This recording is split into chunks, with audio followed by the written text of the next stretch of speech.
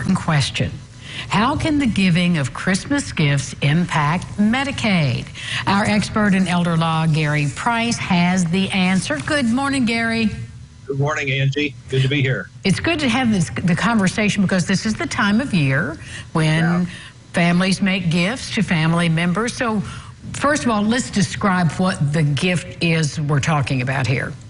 Well, yeah, 'tis the season, right? So gifting is a part of this for a lot of people. So what we're talking about is usually what we're talking about is money gifts. Okay. But it doesn't have to be that way. But usually with Christmas, you know, we're not usually talking about gifting the real estate or the home or anything like that. We're talking about you know, a $25, $50, whatever grandma wants to give or likes to give to the kids and grandkids, that sort of thing. So that's what we're really talking about here. Does the amount matter? You know, it does and it doesn't, because whenever we talk about gifting and Medicaid, then that 5-year look-back rule always has to be a part of the discussion. And the 5-year look-back rule, as a reminder, just says, if you gift, if you transfer something without receiving value, a gift, if you gift within that 5-year look-back of 5 years from the date you file for Medicaid, then that can be an issue with Medicaid. So technically, any gift within that 5-year look-back is an issue. But Angie, here's the reality. This is what I've seen in my practice. If, for example, grandma has has always given the kids or the grandkids $25, $50, whatever it is that she always gives them every year, right? If she does that, then there's a pattern to gifting. Every year she gifts the same amount.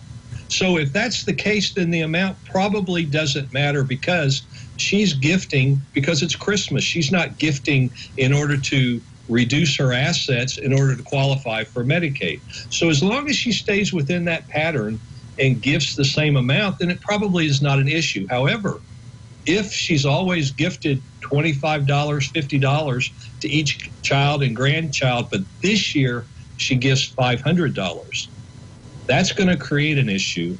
And so the amount can matter when it's inconsistent with what she's done in the past.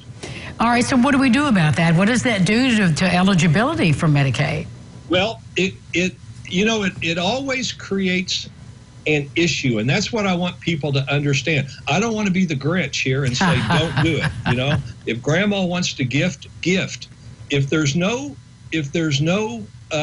sign of needing a Medicaid assistance in the immediate future, gift. Just know that there's an issue. If, however, a crisis does come up unexpected and Medicaid does become an issue, then the gift could cause what's called a penalty period. That's a period of time where Medicaid will not pay for that long-term care assistance or in-home care assistance. So, but if we're talking $500, then we're only talking maybe a few days where Medicaid is not going to pay. So just to put it in perspective, you got to gift about a little over $6,000 for it to equal 1 month of penalty period where Medicaid would not pay for a full month of care. What we want to do today is just let them know that it's okay to gift. It just may create an issue, and we'll deal with it. We can always deal with it. And we can address that in your book as well, Gary. Gifting is certainly discussed in the book. It's a subject that people are always asking questions about, so it's certainly addressed in the book. Thank you so much. Good to see you. Good seeing you. Thank you. Take care. We'll be back with more local lifestyles after this.